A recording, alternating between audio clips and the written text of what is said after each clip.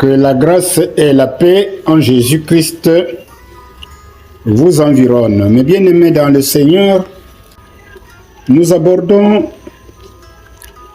le sujet de méditation de cette semaine. Notre sujet de méditation est tiré de Luc chapitre 12, les versets 13 à 21.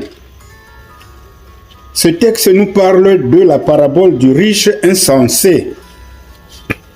Nous aurons à examiner deux points qui vont faire l'objet de notre méditation.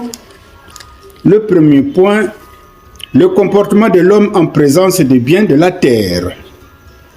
Deuxième point, la vie de l'homme ne dépend pas de ce qu'il possède. Qu'est-ce que nous comprenons par l'homme en présence des biens de la terre? Eh bien, le comportement peut être positif ou négatif. L'homme dont il est question dans ce passage se trouve au nombre des auditeurs de Jésus. C'est ce que nous dit le verset 13. Cet homme a reçu l'impression que ce maître, Jésus en l'occurrence, devait être un homme juste et sage. De là sa demande concernant quelques difficultés qu'il a avec son frère au sujet du partage de leur héritage. À cette requête, Jésus refuse de donner une suite.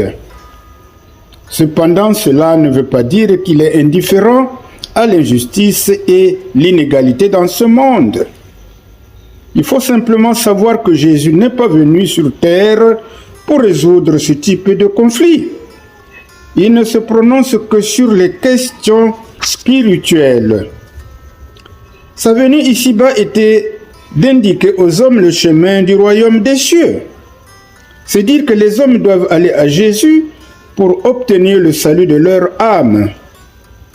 Bien qu'il ait assurément suivi quelques enseignements de Jésus, cet homme se préoccupe plus des biens matériels que des bénédictions spirituelles à venir. Son cœur était plus habité par la convoitise. La convoitise ne signifie pas uniquement désirer les biens d'autrui, mais aussi avoir le besoin de posséder plus que ce que l'on a déjà, même quand on est en abondance.